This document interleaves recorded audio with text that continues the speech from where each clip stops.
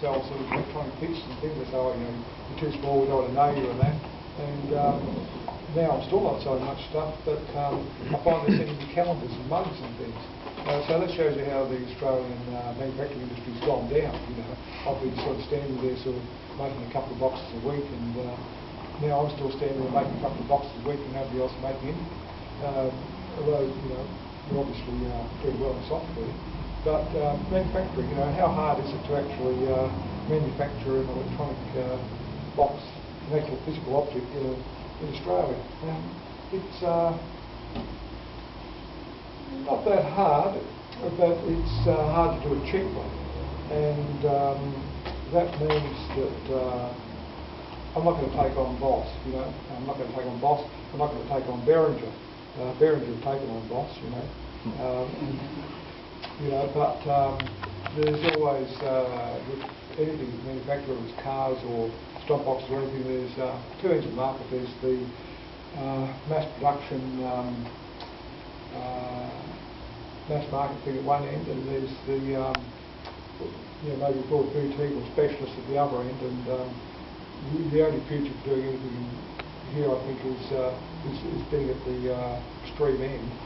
And niche marketing, it's an awkward thing. You've got to have a big enough niche that, you know, you're getting a couple of customers a week, but sometimes you find the niche is like sort of one customer ever, and that's me. So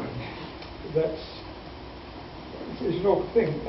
How I got into making stock boxes, I was a second-hand book dealer back when people read. You know, I was born in the first half of last century, which sounds good for antique books.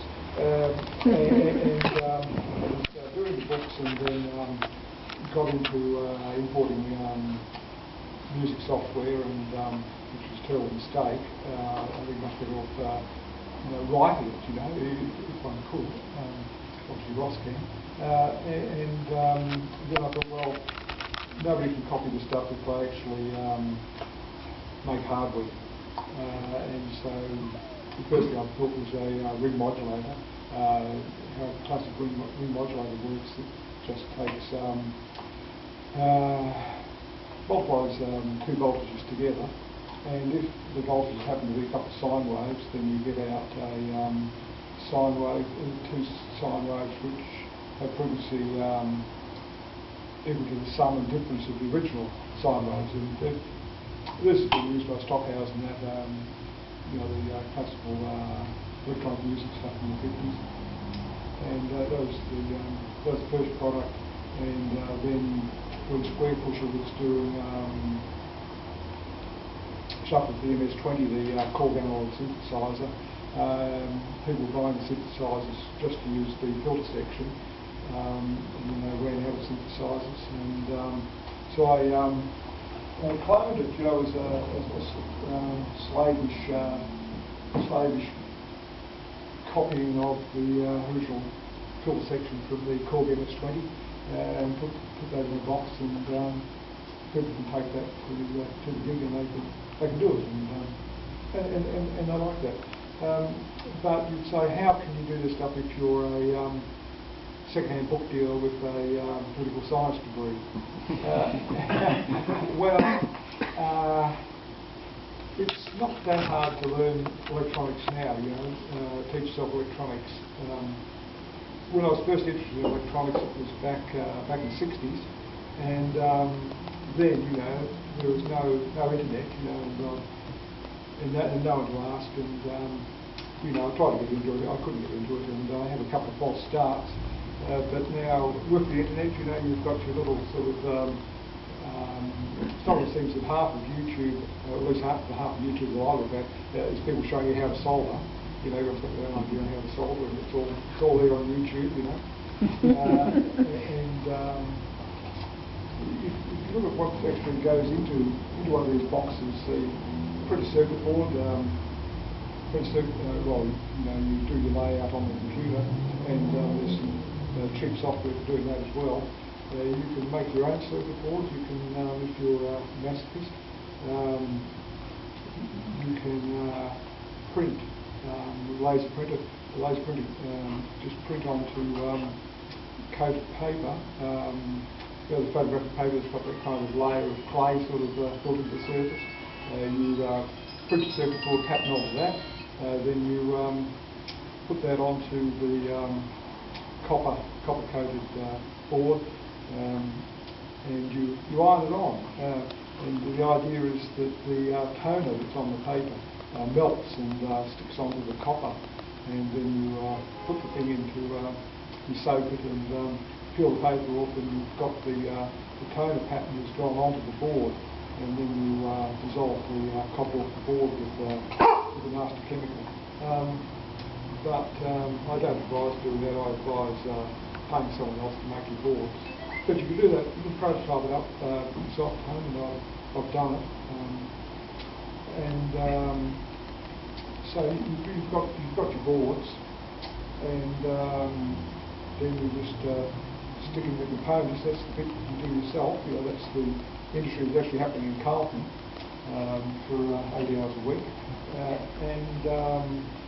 The metal box, that's all bent up by everyone. You go to people that manufacturers and you say, how do you what sort of gear you've got there? And say, we've got this huge laser thing that does everything. We've got this machine that does everything that. And when you actually sort of look behind the curtain, you find that there's some 15-year-old boy with sort of big press thing goes sort of crank, but they get it done.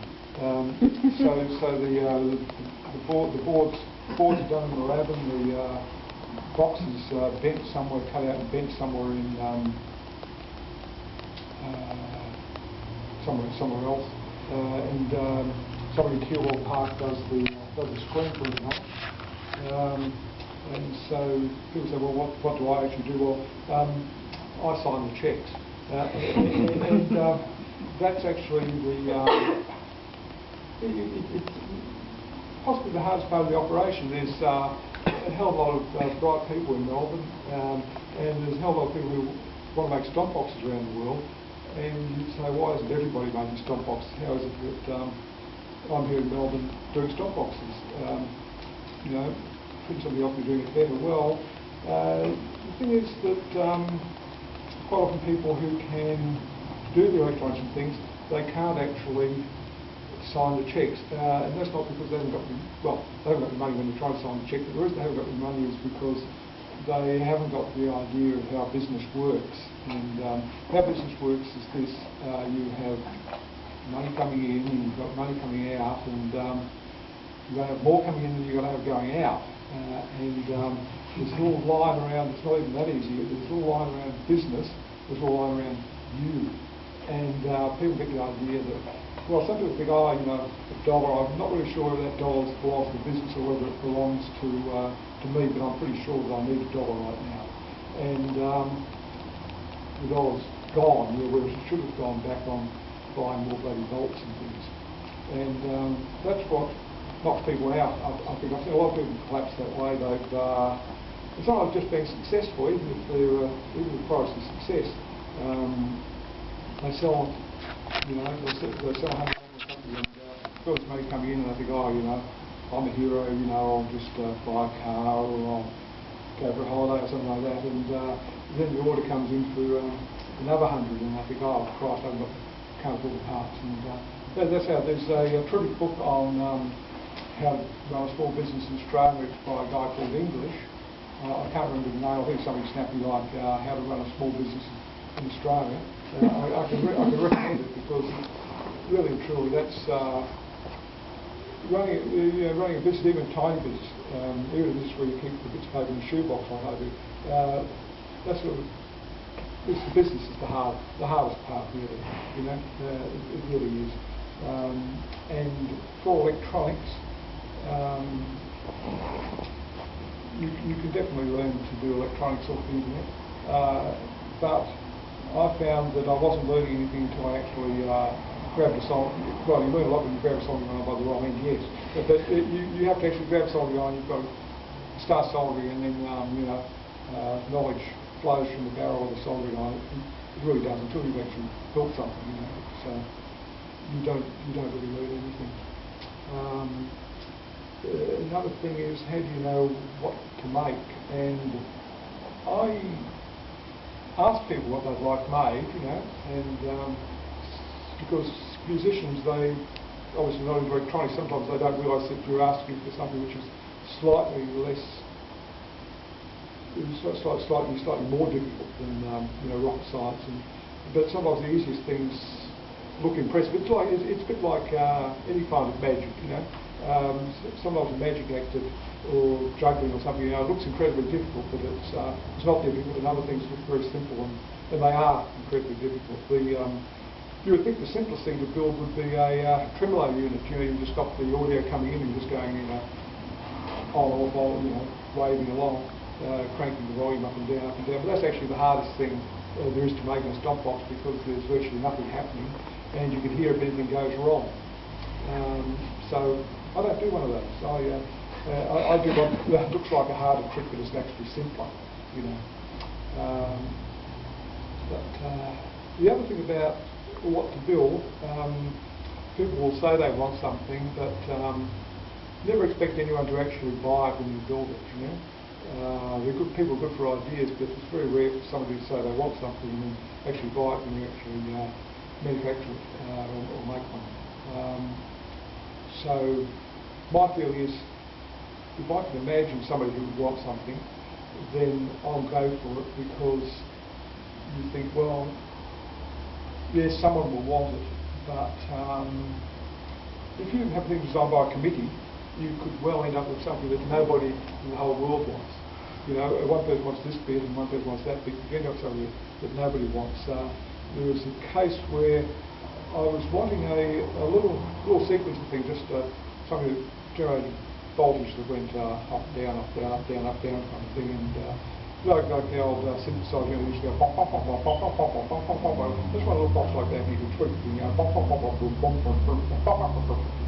I just want a little box, little one, you know, 8 knobs for the up and down, and 1 knob for the speed control, and that's what I wanted. And I was talking to a chap who's qualified electronic engineer who's helping me, and I said, well, that's what I want. And he said, oh, you know, no, really, Paul, you really want to put a microprocessor in it? And I said, oh, well, you know, everything's easier with microprocessing. And he said, but of course, if you put a microprocessor in it, then you really want to do this and this and this. And I said, well, that's not really what I want, you know. And he says, no, but it's what I want. And so I just let him do it. And it ended up, because I figured if he wanted it, somebody else might want it as well. And it ended up a successful project. But I've never been able to use the thing myself, because you've got to hold too many buttons down, and I'm just young from the pre-button generation, and I've just never been able to get into that one.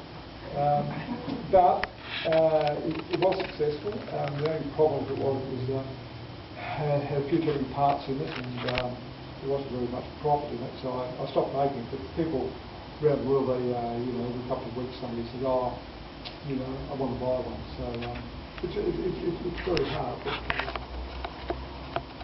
you've got to, yeah, you just got to do what you can.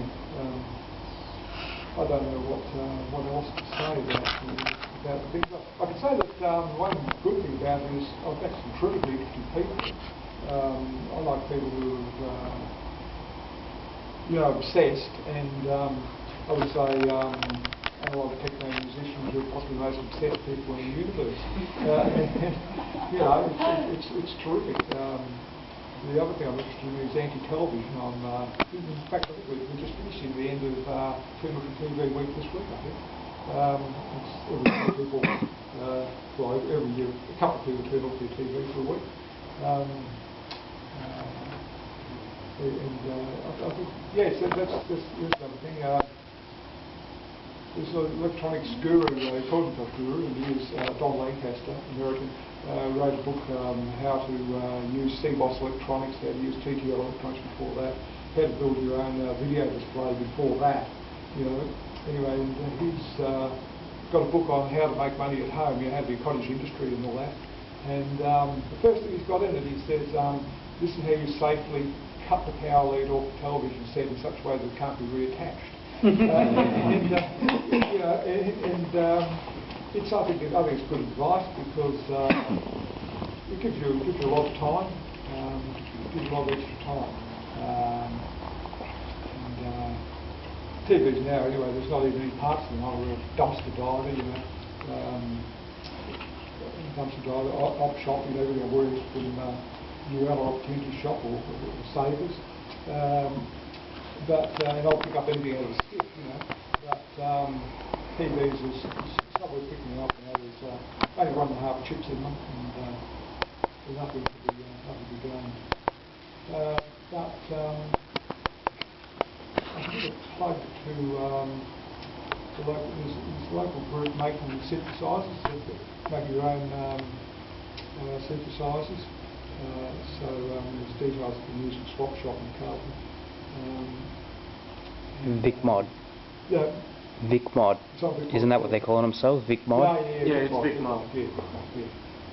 So if anybody's interested in getting into soldering, doing electronics, I can recommend that. You might not be interested in electronic music, but if you make a board that works, you can always sell it to somebody in a spot because people love that kind of stuff. And then you can, do your own cottage industry and, box them up, dress them up, do things.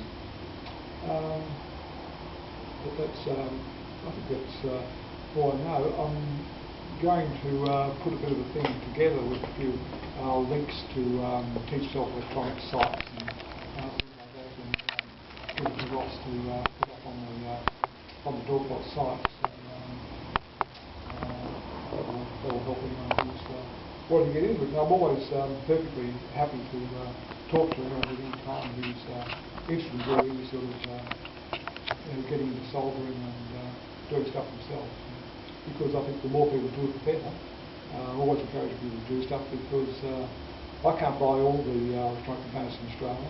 Someone's else got to put their hand up and try to keep the whole system going.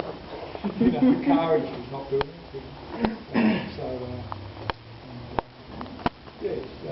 It's interesting employing people too. I can do a bit of electronic design, but I'm not the world's greatest, and I know I'm not the world's greatest, which is lucky.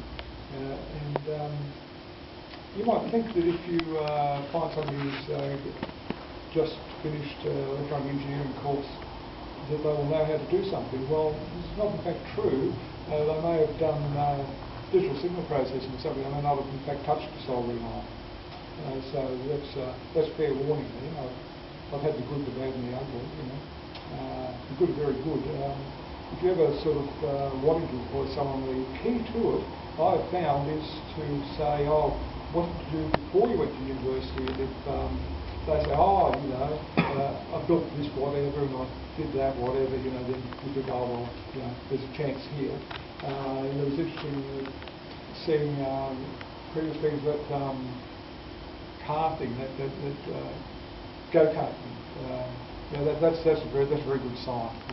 That's the sort of person you want. You don't want a person who's sort of learning to do stuff in your own time. And people have got kind of divorced from the physical world, I think, and so but I'm still struggling with the knobs and that. That's what we like. We like our knobs, paying more people.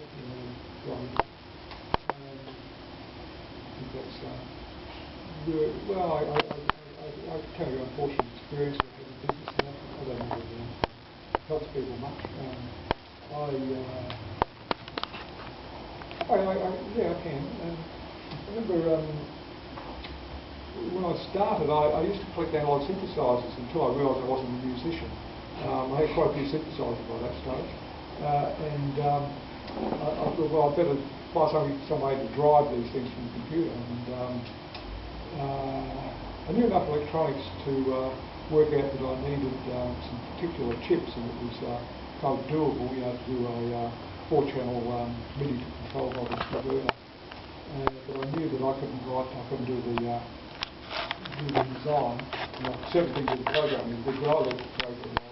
I was supposed to be doing the programming just do it on cards, and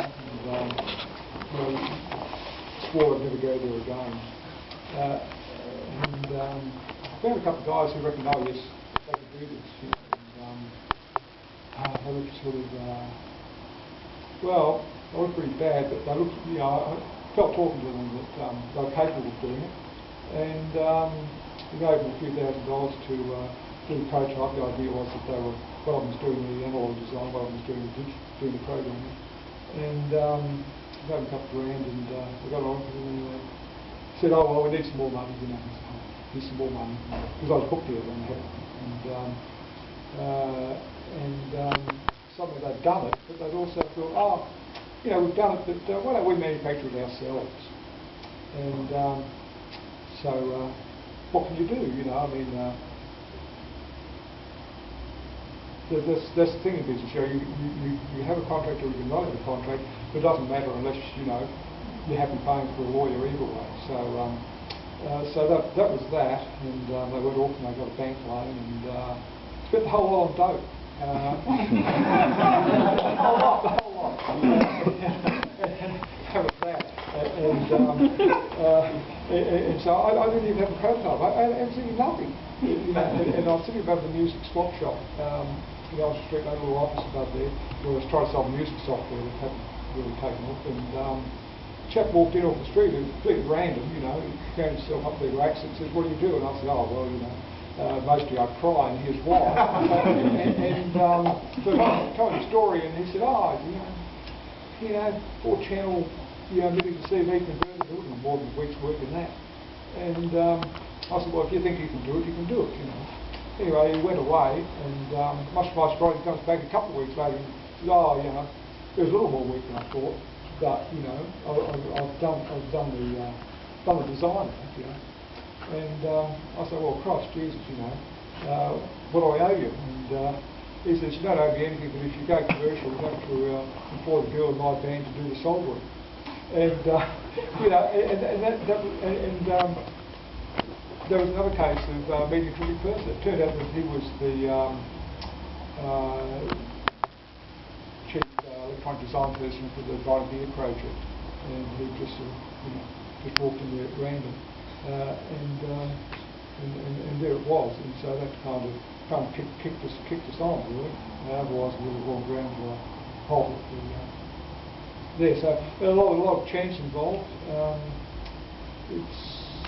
So I'm lucky in the sense that I don't have any, you know, family or anything like that to support. It's just, you know, myself and cat, and so, you know, you take chances which you possibly wouldn't if you had children and things. But it's good. It's more fun than it sounds, possibly.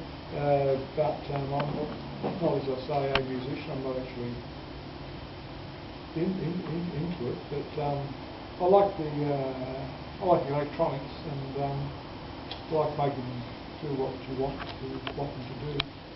But anyway, that's probably enough. More than enough. But I'll get a demonstration of some of the bits of. Sure. Play something. Yeah.